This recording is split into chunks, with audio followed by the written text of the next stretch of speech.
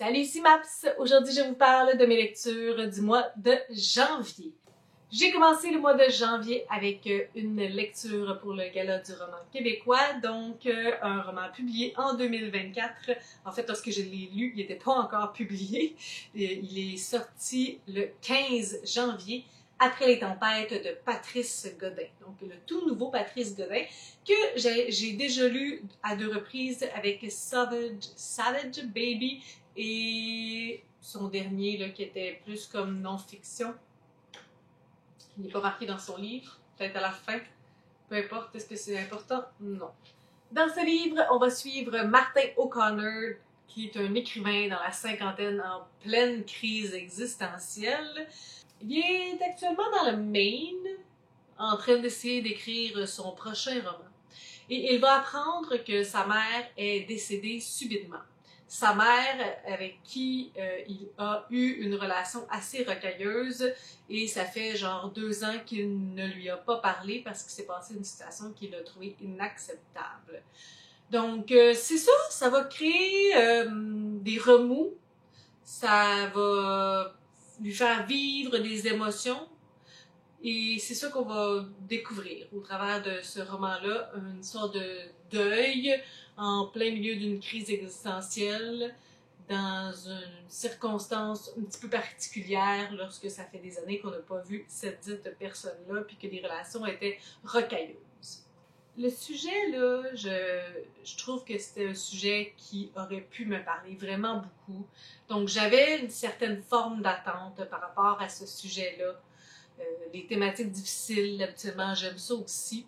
Au départ, je me suis frappée à son écriture. Pourtant, je l'ai déjà lu, Patrice Godin, mais dans les premières pages, je trouvais qu'il y avait beaucoup de virgules.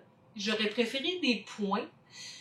Les phrases étaient tournées étrangement. Leur construction, là, parfois, c'était comme... J'avais l'impression que c'était pas fluide. Genre, le premier chapitre, je savais pas trop, là, c'était comme...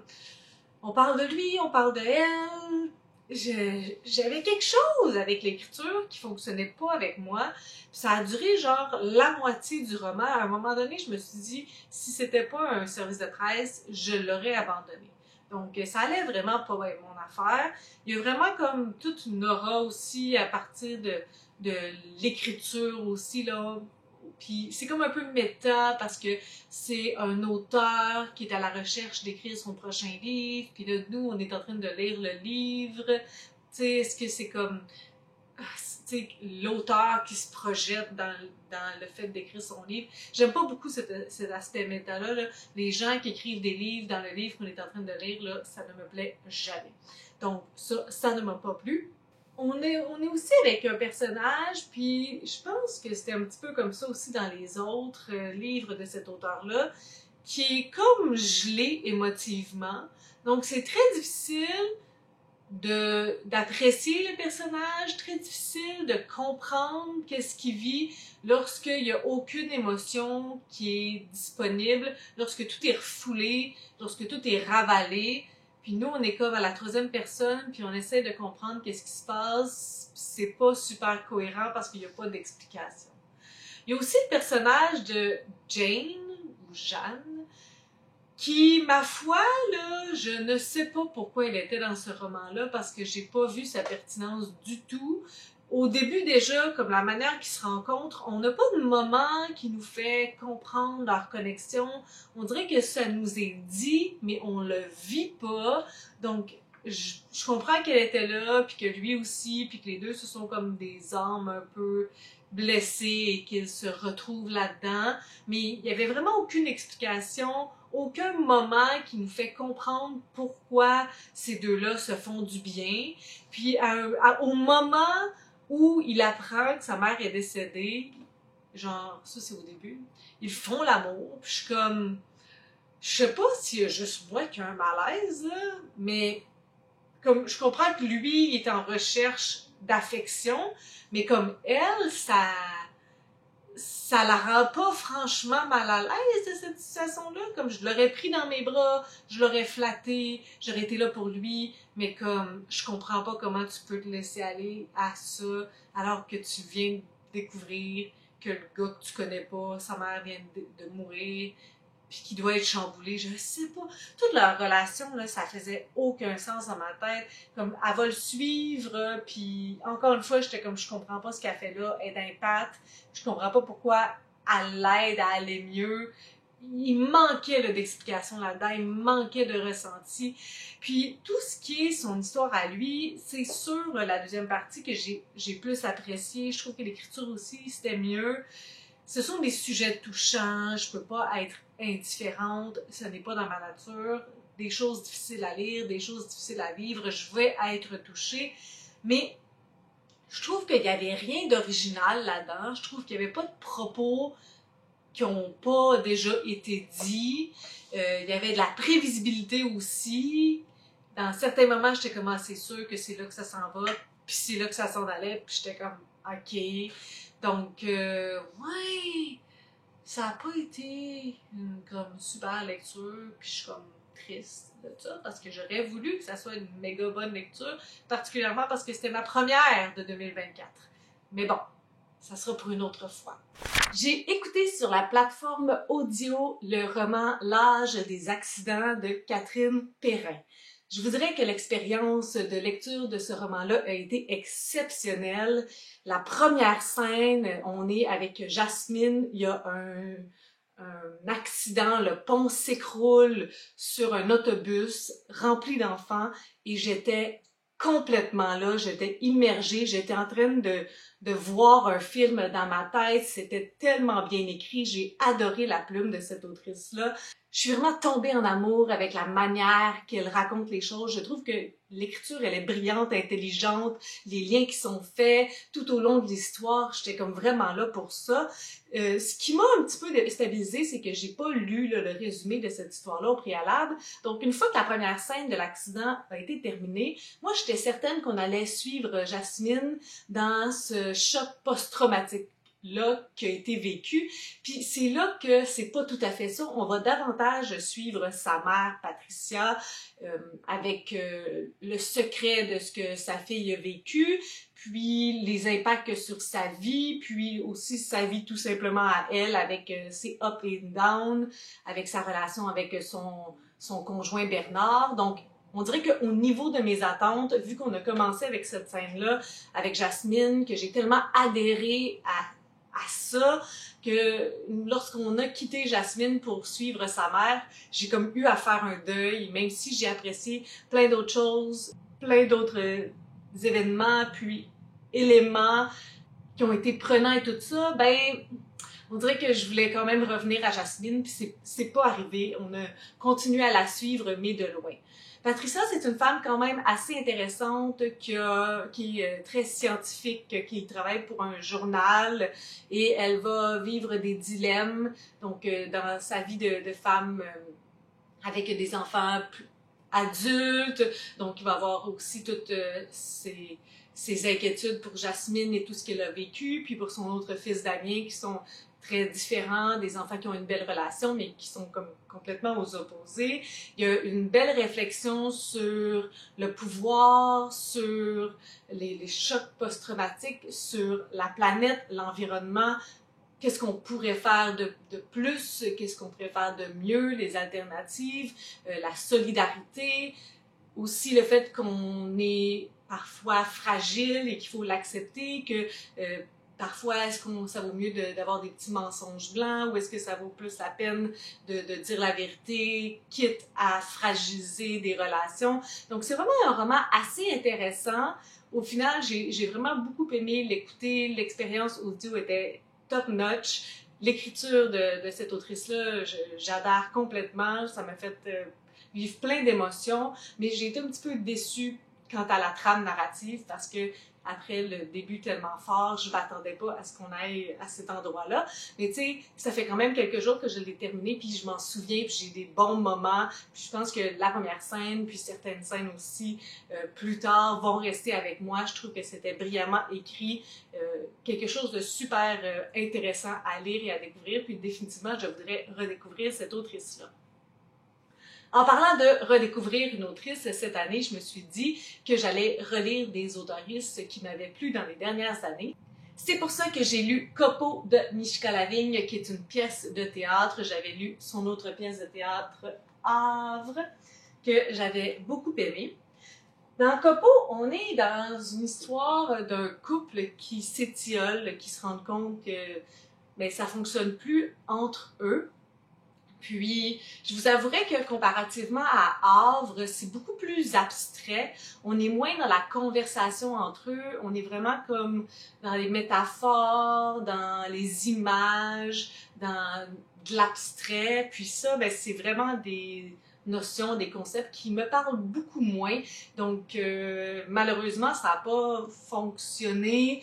Je sais pas trop qu'est-ce que je lisais, là, c'est petit, donc je l'ai terminé, mais rapidement, je me suis rendu compte que ça allait pas être une lecture marquante pour moi. Je suis quand même un petit peu déçue. Je vais lui donner une troisième chance, dans le sens que, est-ce que c'est plus ça qu'elle écrit d'habitude, ou plus Havre dans le genre? Est-ce qu'elle explorait?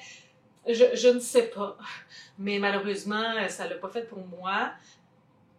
Peut-être que ça aurait été plus intéressant personnellement de le regarder, mais c'est ça, lorsqu'on sort là, du concret, puis j'aurais aimé ça aussi rentrer plus dans la psychologie des personnages, un petit peu plus comprendre ce qui se passe entre eux, ce qui fait en sorte qu'ils sont plus ensemble. C'est ça, lorsqu'on part dans les analogies, dans l'abstraction, dans l'atmosphère, la nature, l'ambiance, habituellement on me perd, et c'est ça qui s'est passé malheureusement.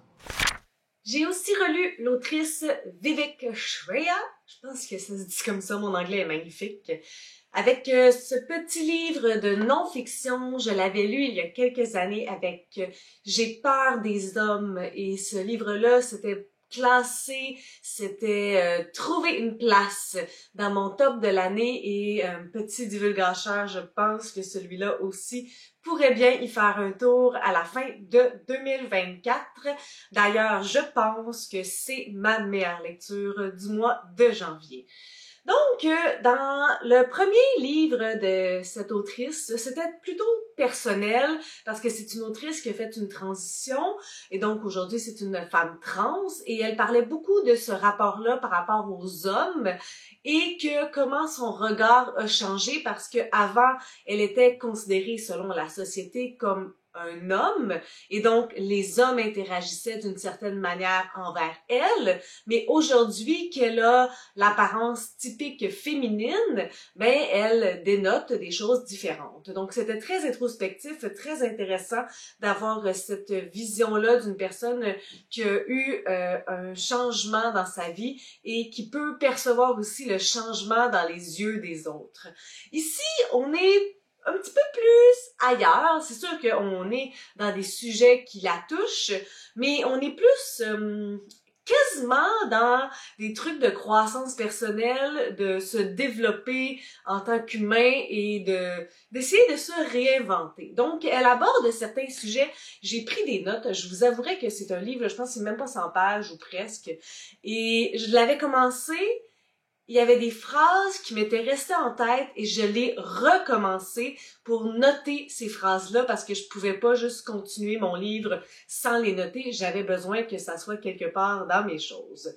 Donc, le premier sujet qu'elle aborde, c'est se réinventer. Donc, elle aborde qu'il y a vraiment une connotation négative par rapport à ça. Tu sais, réinventer la roue, ça signifie que comme la roue, c'est déjà quelque chose d'optimal, de parfait. Pourquoi on voudrait réinventer quelque chose qui fonctionne? Tu sais, ça semble être une perte d'énergie. Donc, elle aime pas cette connotation négative-là.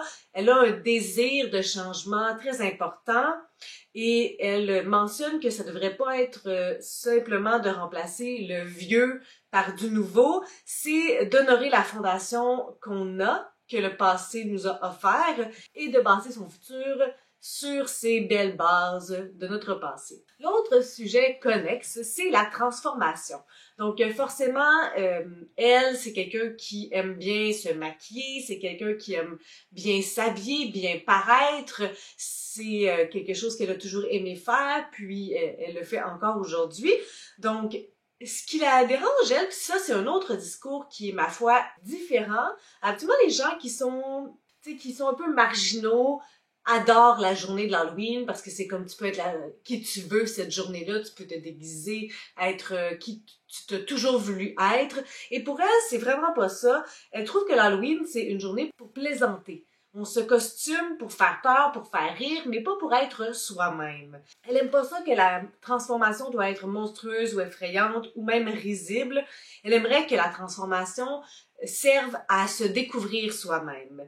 Elle parle que les personnes queer apprennent très rapidement à maîtriser la performance et que l'apparence, c'est toujours une parure. Peu importe ce qu'on porte, c'est toujours un déguisement pour démontrer quelque chose, pour dire quelque chose. Tous les vêtements ne sont que des costumes, donnez-vous plus qu'un seul jour de liberté par année. L'authenticité féminine, ça c'est un sujet qu'elle déteste parce que il y a comme un concept qui est autour de l'authenticité féminine qui n'est pas autour de l'authenticité masculine.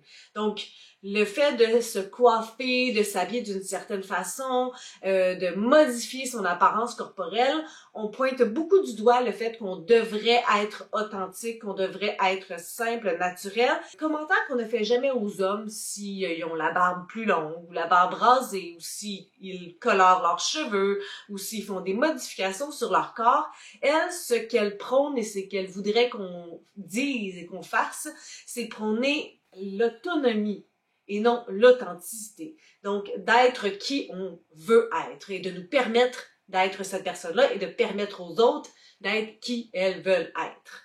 Un autre sujet intéressant avec mes amis, on parlait justement de ce sujet-là récemment, ce sont les ruptures amicales. Donc, tu sais, on a ce concept-là en amour, mais en amitié, parfois, ça fait juste s'estomper. On arrête de voir ces amis-là. Mais parfois aussi, il y a des amis qui sont des amis de longue date, puis ce sont comme des vieilles chaussettes, mais parfois ils nous empêchent un petit peu d'aller vers l'avant.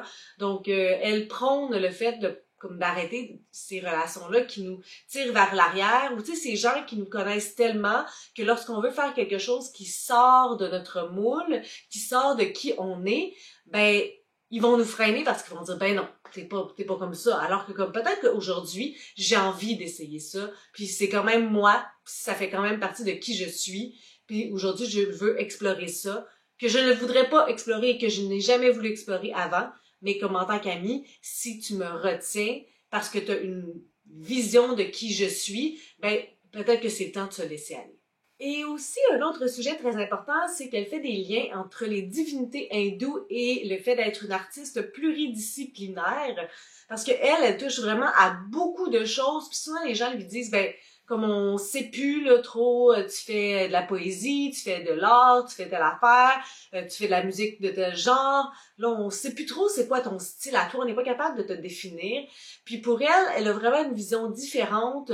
Elle se dit en étant pluridisciplinaire, elle va réussir à toucher un plus grand public parce que si t'aimes pas sa poésie, ben peut-être que tu vas aimer ses chansons, peut-être que tu vas aimer ses peintures. Donc, ça lui donne un plus large spectre de personnes qu'elle pourrait toucher.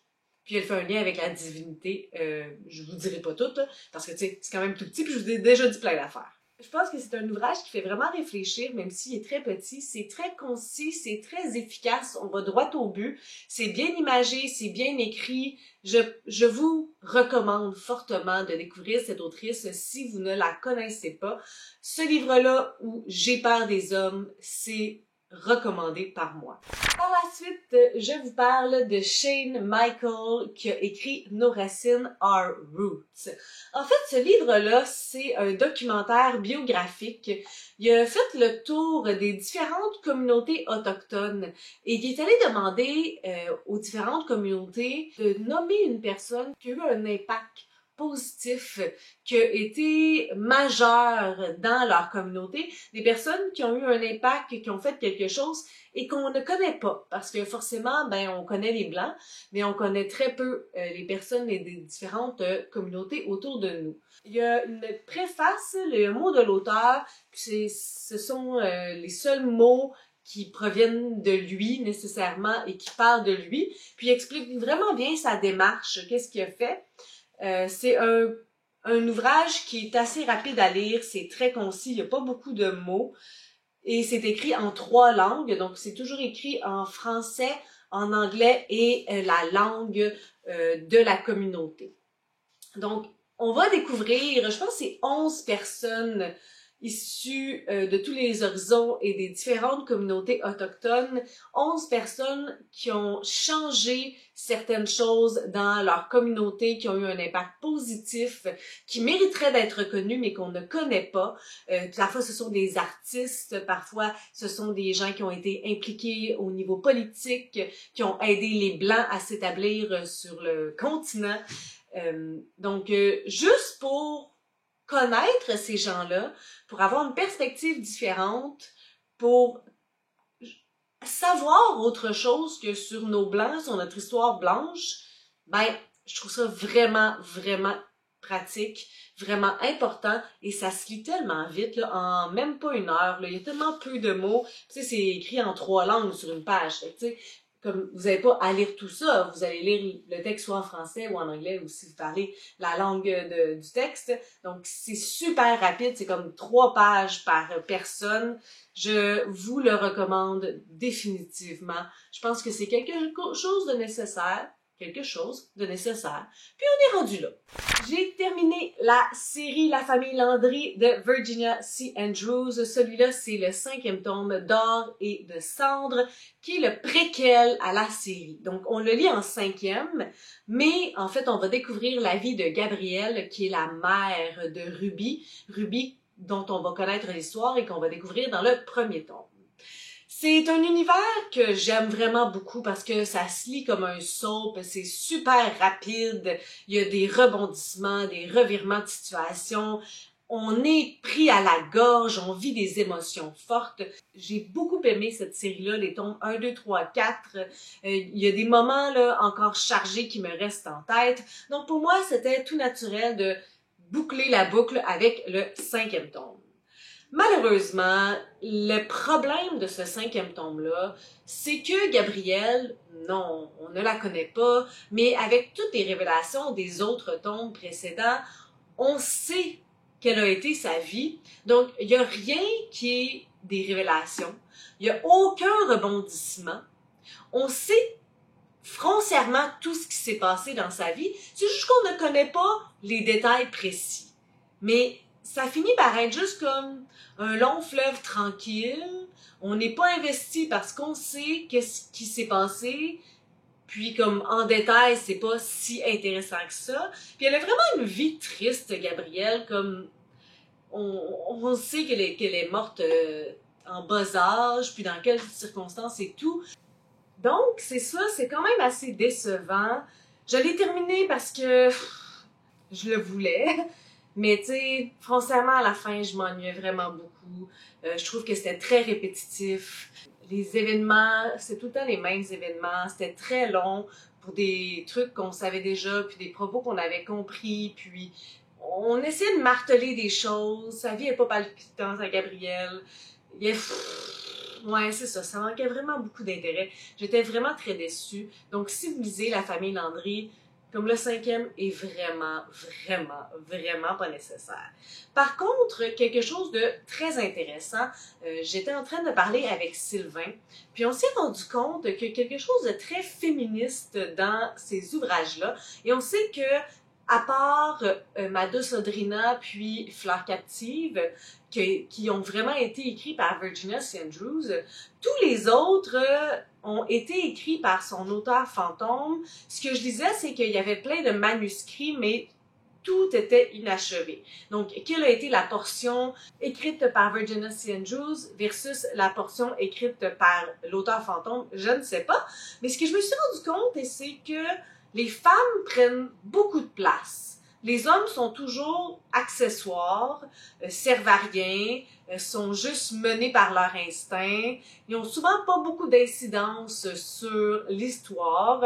La série La famille Landry, c'est les femmes, les héroïnes, c'est les femmes, les méchantes, c'est les femmes, les brebis égarées. On parle des femmes tout le temps, puis il y a trigger warning, il y a des sujets quand même assez difficiles dans cette série-là.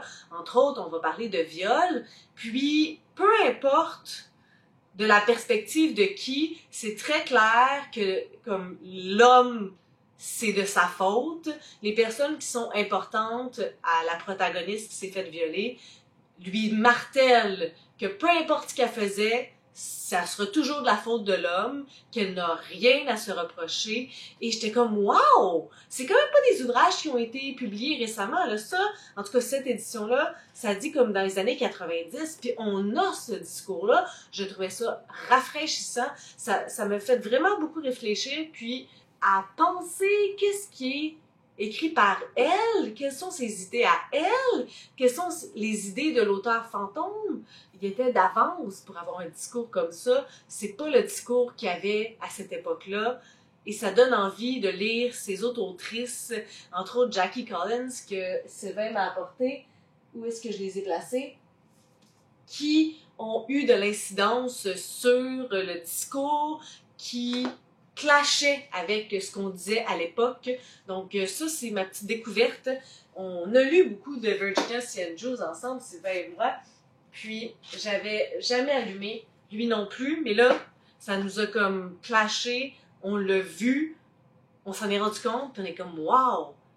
Les femmes, c'est ce qui est le plus important de ces séries-là. C'est elles qui sont à tous les plans, comme dans les films ou dans les séries d'hommes, où ce sont les hommes qui sont partout, puis les femmes sont accessoires. Ben là, on est complètement à l'opposé, et juste pour ça, je trouve ça vraiment intéressant. Mais lisez pas le 5, lisez les 1, 2, 3, 4, ça vaut la peine. Si vous aimez ça, vous sentir comme ça, les trucs rocambolesques, que tu te dis ça se peut pas avoir une vie de merde de même, lisez ça, mais le 5, inutile. Dernière chose, ça semble pas être un gros mois, mais il y a eu d'autres lectures pour les rendez-vous du premier roman dont je ne peux vous parler dans cette vidéo parce que je vais vous en parler pour les rendez-vous du premier roman. Donc, ma dernière lecture dont je peux vous parler, c'est un abandon. Donc, Sylvain, avec son club de démenti, au mois de janvier, nous proposait de lire le 4e tome des Chroniques de San Francisco d'Armistead Maupin qui se nomme Baby Cake. Moi, les Chroniques de San Francisco, depuis le début, je suis comme un peu mitigée.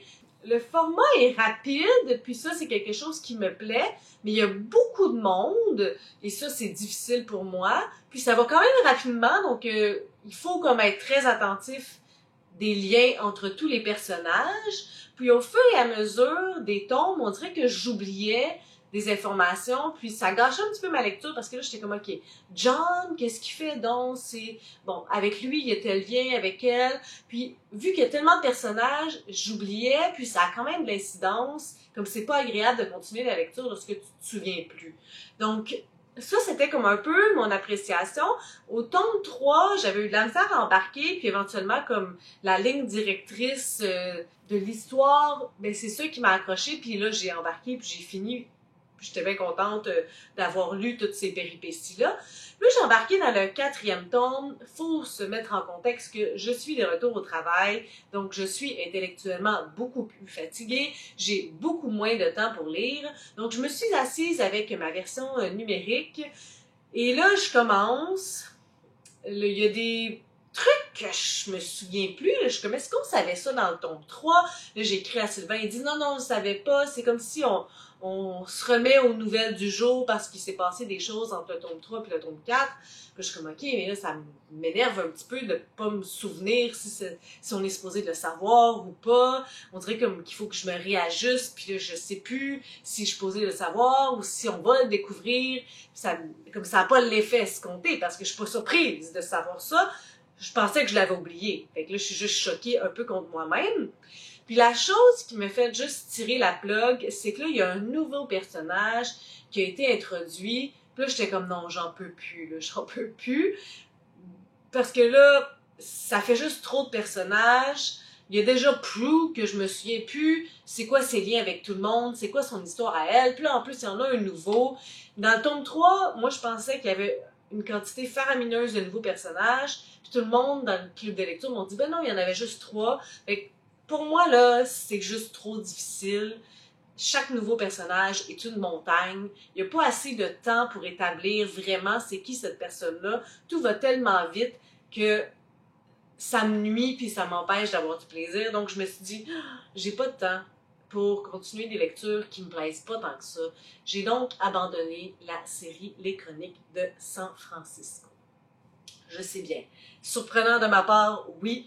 C'est pas contre mon ami Sylvain, vous savez bien, c'est mon grand ami. Habituellement, je me force un petit peu pour son club de lecture, mais là, considérant tout ça, j'ai tellement peu de temps pour lire que j'étais comme, je peux pas me forcer là, à continuer une série en plus. Je vais être malheureuse. Voilà. Avant de vous quitter, j'ai commencé en audio un livre de Roxane Gay qui se nomme Haïti. Ce sont des nouvelles écrites par elle. Jusqu'à maintenant, j'en ai lu comme 4, 5, mais en audio, parfois j'ai des passes que j'en lis, puis là j'arrête, puis ça peut être long, là.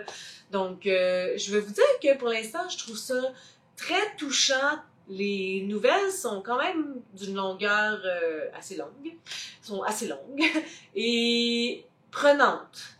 Vraiment, là, je les écoute en audio. Si vous ne l'avez pas lu, je vous le recommande, mais attention au cœur sensible, particulièrement là, celle que j'ai lue, on n'est pas dans le léger et les oiseaux volent, cuit, tout va bien. Là. Non, on est quand même dans les sujets lourds, dans les nouvelles qui punchent, qui prennent au cœur, donc voilà. Mais je vous en parlerai plus lorsque je l'aurai terminé parce que ce n'est pas encore fait. Sur ce, si vous avez des suggestions, des critiques, des commentaires, n'hésitez pas à le faire en dessous de ma vidéo. Je publie une vidéo le samedi. Si vous avez aimé cette vidéo, n'hésitez pas à mettre un petit pouce, à vous inscrire à ma chaîne. Et sur ce, je vous souhaite de bonnes lectures.